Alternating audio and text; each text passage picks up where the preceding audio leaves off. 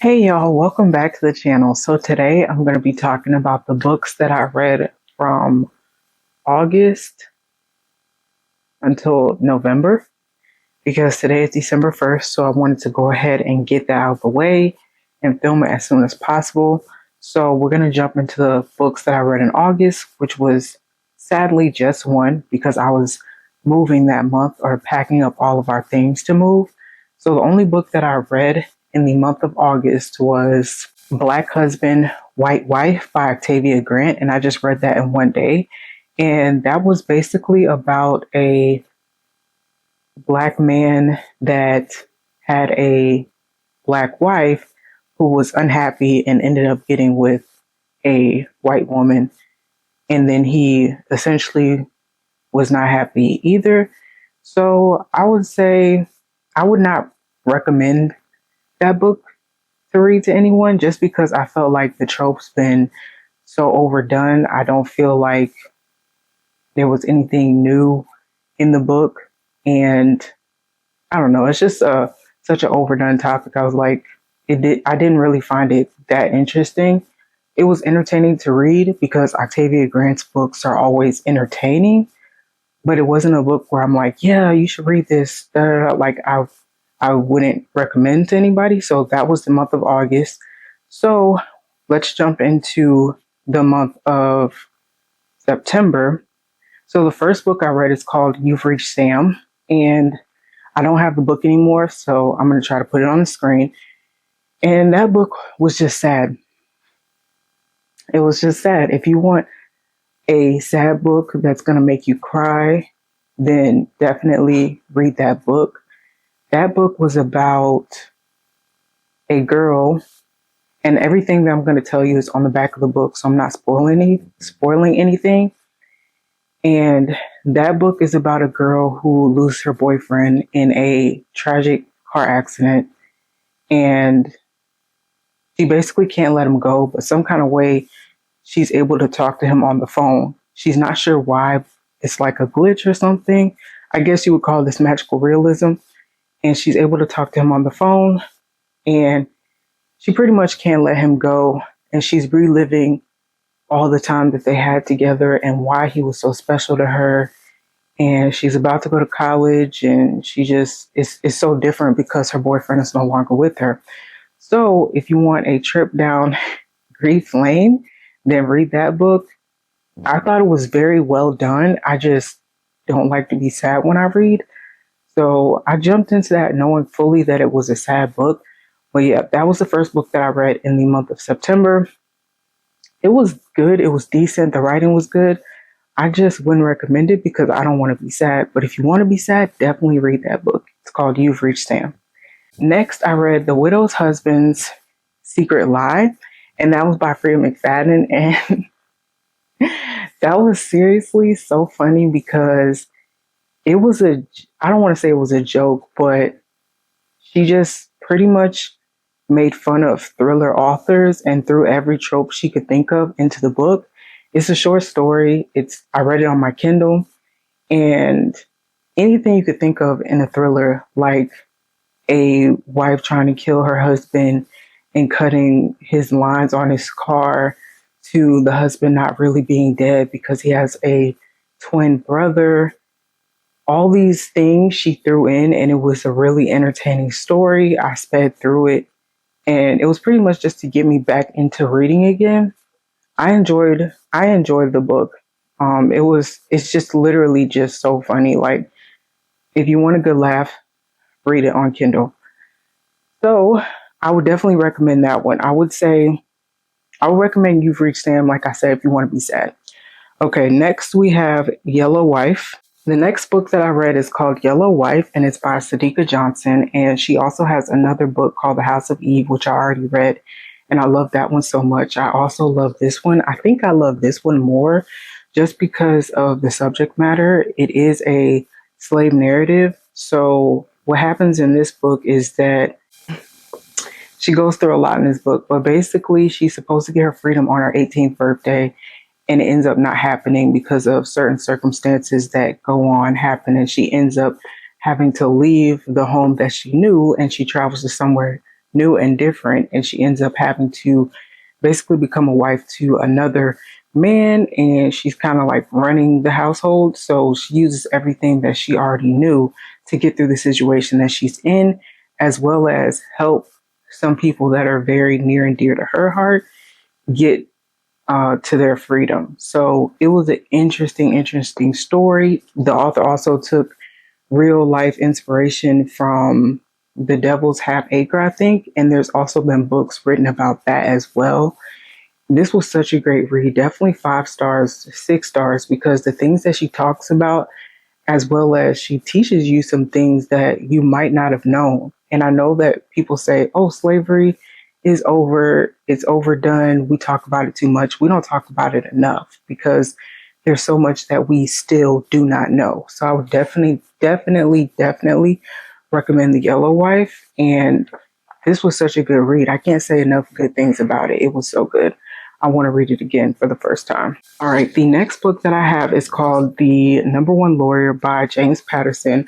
I don't know where the cover to this book is. I took it off, but this was an interesting read by the author. I've never read anything by James Patterson before. I know he's written a lot of books. So this was a good introduction to his writing. I really enjoyed the writing, and the story was I don't want to say it was very unique, but it was an interesting story. It had an interesting twist in there, something that I wouldn't have thought of normally.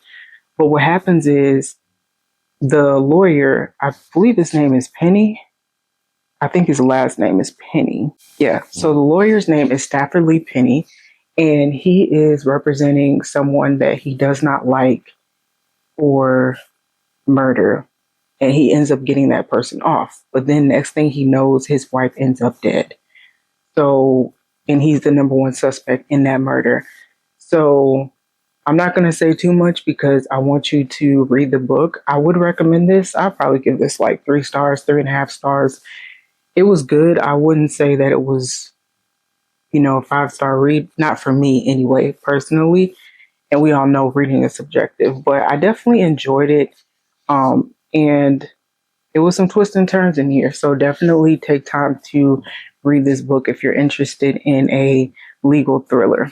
And those were all the books that I read in September. So we're going to move on to October. All right, y'all. So the first book that I read in the month of October was The Perfect Stun by Freida McFadden. And this was not my favorite Freida McFadden book. I'm not going to lie to y'all. I would not recommend this because I don't want to say it was telling because it wasn't, but there was just something about this that I really didn't like. It didn't, I didn't vibe with it. So I would just say that it's not for me. I would say that out of all the books that I've read from Freida McFadden, this book was the one that I would not recommend to anybody just because the twist at the end was kind of crazy, but also a little bit predictable if you really, really thought about it. Like if you really sat there and thought about it, you probably could figure out what happened. So I'm going to read the back for you guys so you guys can make your own conclusion. It says, all families have secrets, but some secrets are deadly. Erica Cass has a perfect family and a perfect life until one quiet evening, 2 detectives show up at her front door. Mrs. Cass, we were hoping your son could answer a few questions about the girl who disappeared last night. A high school girl has vanished from their quiet neighborhood, and the police suspect the worst. Erica's teenage son, Liam, was the last person to see the girl alive. So I'll leave it right there for you guys to make your own conclusions. This was interesting. It did read fast because all of Freida McFadden's books read fast, but I don't know. It was just something about this that I just didn't like. So I will say that it's not for me. Probably give this a 3 or 3.5 star. And I mean, it was your average thriller.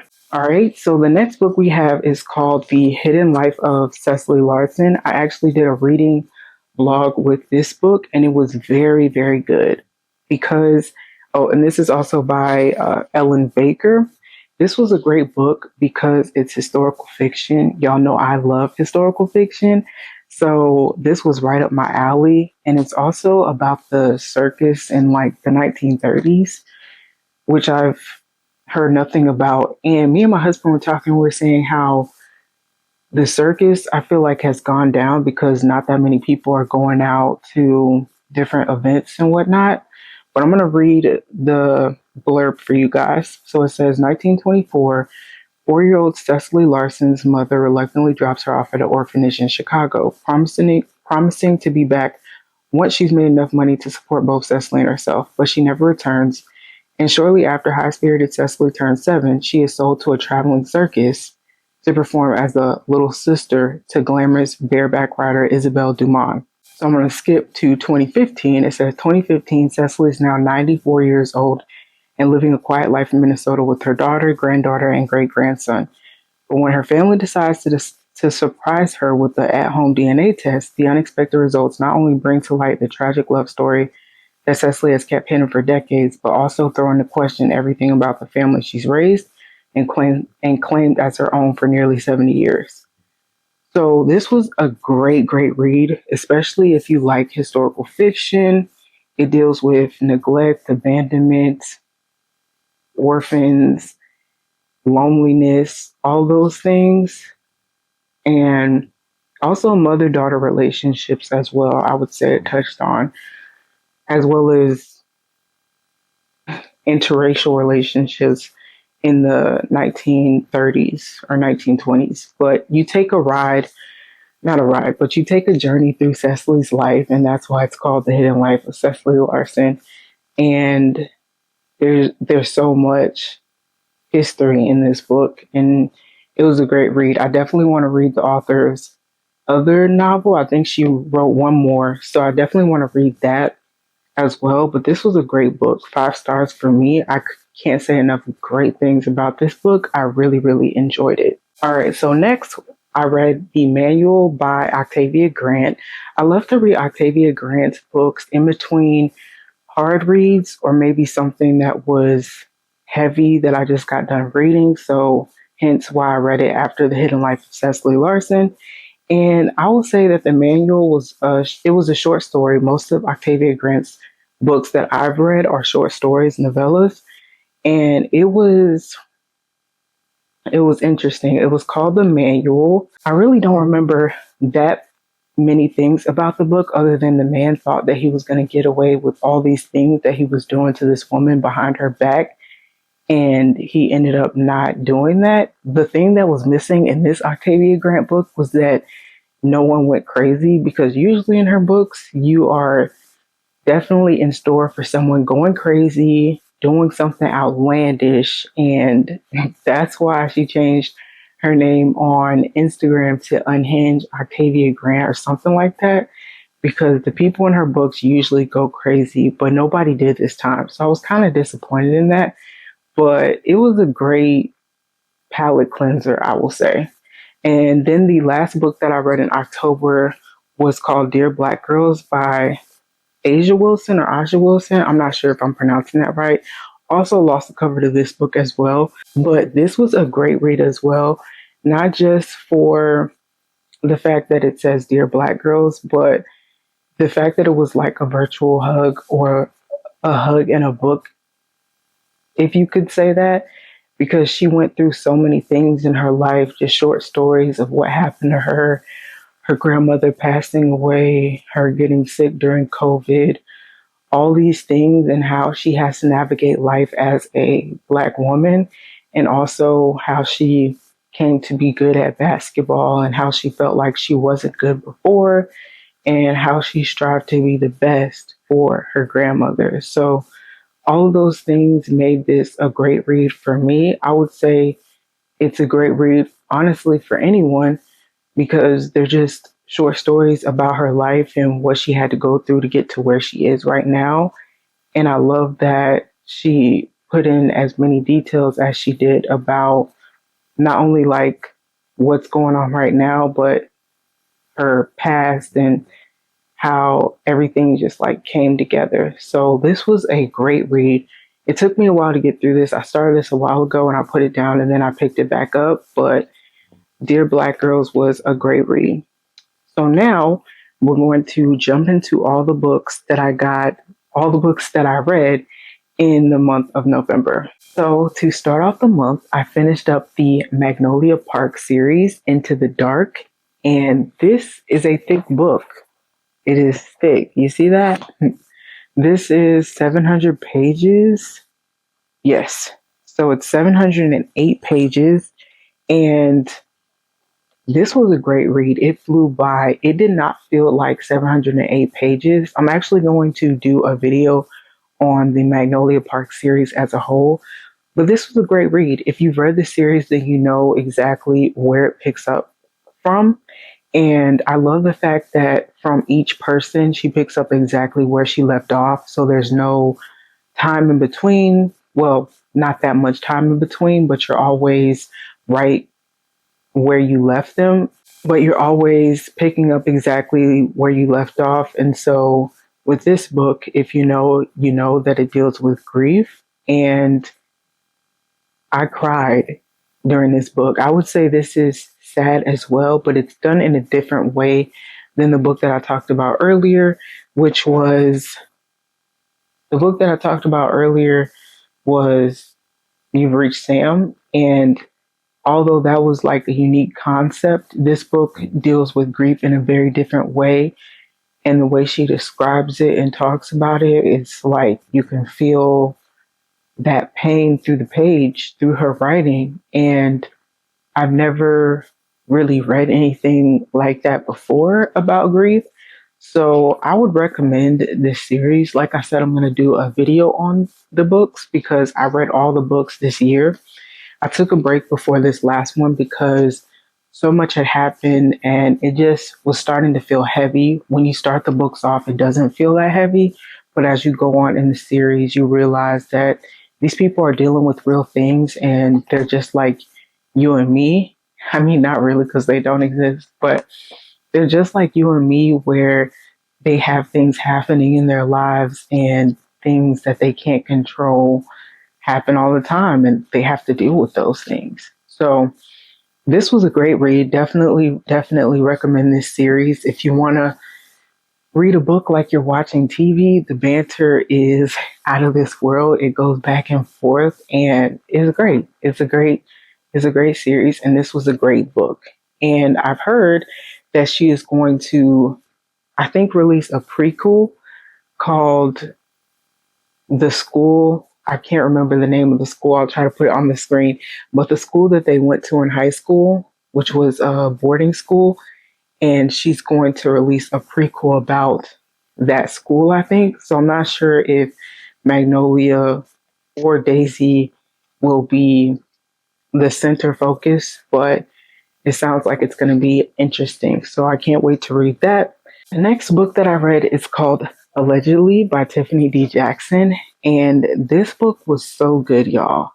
I would definitely recommend this. If you want a psychological thriller, page turner, unput downable book, then definitely pick this up. I always finish Tiffany D. Jackson's book in a record of 3 to 4 days tops, usually 2 days, because I just can't put it down. I want to read until I'm tired and I can't read anymore and I have to go to sleep. But at first I didn't understand the back of this book, but I'm going to read it so you guys have like an idea. It says, Mary B. Addison killed a baby, allegedly. She didn't say much in that first interview with detectives, and the media filled in the only blanks that mattered. A white baby had died while under the care of a church-going black woman and her 9-year-old daughter. The public convicted Mary, and the jury made it official, but did she do it? She wouldn't say. So, yeah, it leaves us right there. It goes through Mary's life, how she's coping after she's gotten accused of this crazy crime. But the whole time you're trying to figure out if she did or if she didn't do it. And to be honest, I don't know if she did or if she didn't do it. And I think that's because Tiffany D. Jackson is such a great writer. And that was her intent, to leave us hanging for us as a reader to decide if she did or if she didn't. So if you've read this book, please comment down below and tell me your thoughts, because this was so interesting to me. And I love this. This was like a great, I think this was her debut novel. This is a great debut novel. And she has another book that's coming out called Blood in the Water in June 2025. I can't wait to read that as well. So, yeah, all around great book. Definitely would recommend, 5 stars for me. The next book that I read was called Wild Woman and the Blues, and this is by Denny S. Bryce. And this was a novel about a chorus girl. Yes, a chorus girl or a dancing girl in the 1920s, but specifically 1925 is the year that they kind of focused on. And then they go from 1925 to 2015, and it is kind of a family drama. As you read the book, you'll understand why I say that. But this was a great read. I love the time period of the 1920s, 1930s, the 1940s, because I would like to know what they were doing during that time. And this was specifically during Prohibition. So they shouldn't have been drinking, but of course they were. And she's in a nightclub. It's in Chicago. I also feel like people don't talk enough about Chicago. They definitely talk and focus on New York more. So there was a lot going on in Chicago as well. And the author focuses on that.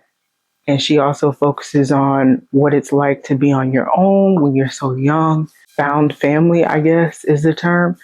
And how everybody's just trying to make it through their life. But this was definitely a great read.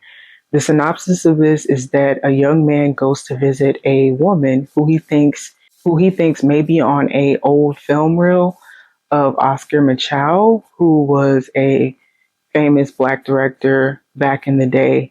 And he thinks that if he has proof of that, he'll be able to finish a thesis that he started writing when he was in school and go ahead and graduate. I'm not sure if he's getting a doctorate degree. I don't remember if they mentioned that in the book. That kind of takes a back seat, to be honest with you. But the overall book was great read. If you like historical fiction, again, jump into this one. And I love this one so much, I ended up ordering more of this author's books. So I definitely want to check out more of her writing. But yeah, I would definitely recommend this. 5 stars for me. All right, y'all. The last physical book that I read is called The Good Ones Are Taken. And this is by Taj McCoy. And this is my first book from this author. And I thought that I enjoyed the book, but I also did not like the main character. But I enjoyed her writing. I enjoyed the flow of the book, and everything kind of just came together at the end. And I'm going to read the back of this one because I don't want to give too much away.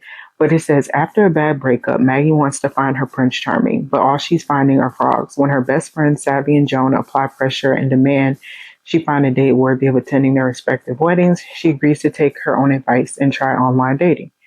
Since she's the maid of honor for both weddings, her bridal party duties are massive, but both brides insist that Maggie prioritize finding a date.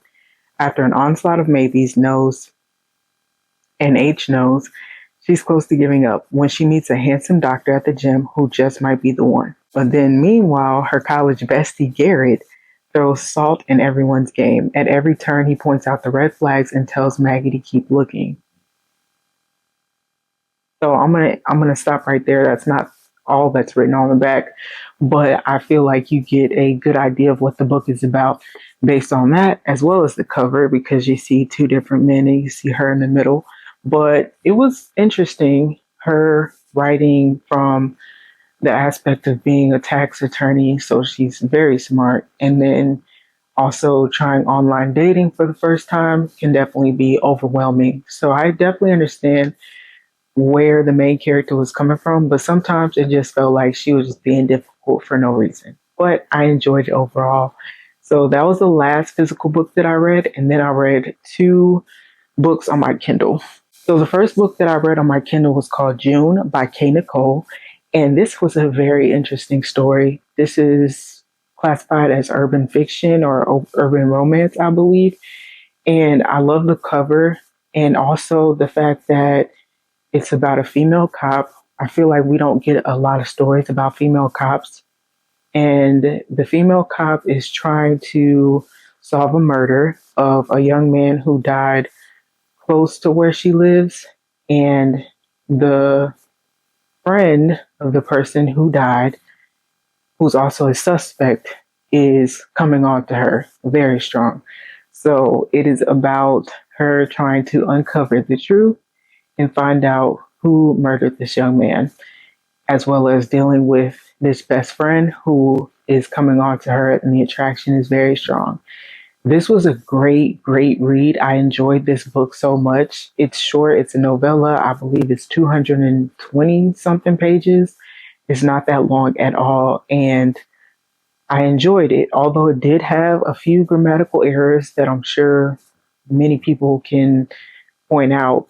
If you overlook that, the book was good. So, moving on to the next book called Soul by Kay Nicole, the same author.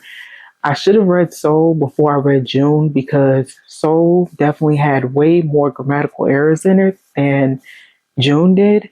And I feel like from whenever she released the book Soul to when she released June, she maybe got, more better with her editing, or maybe she got an editor, I'm not sure.